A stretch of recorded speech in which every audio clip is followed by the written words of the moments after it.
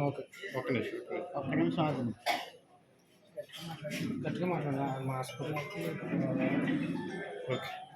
Media మిత్రులందరికీ నా హృదయపూర్వక వందనాలు చెల్లిస్తున్నాను. నా పేరు గంటా దీప్తి. మాదొచ్చి అంతర్వేదికర సగ్నేటిపల్లి మండలం. నేను అక్టోబర్ నెల 24వ తారీఖున బహ్రెయిన్ ప్రాంతం వెళ్ళడం జరిగింది. ఏజెంట్ అయితే కేత శ్రీనివాసరావు, అక్కడైతే మట్టడి రాజుబాబు, హసీనా.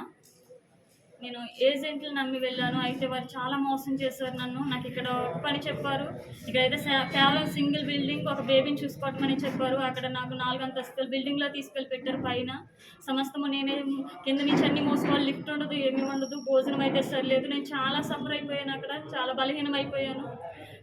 ఆ యొక్క పని ఒత్తిడిలో నేను చాలా నలిగిపోయాను. అక్కడ చాలా సమస్యలు ఎదుర్కోవాల్సి వచ్చింది. అలాంటి సమయంలో నాకు మరలా తిరిగి ఇండియా రావడానికి నాకైతే మార్గం ఏం కనిపించలేదు.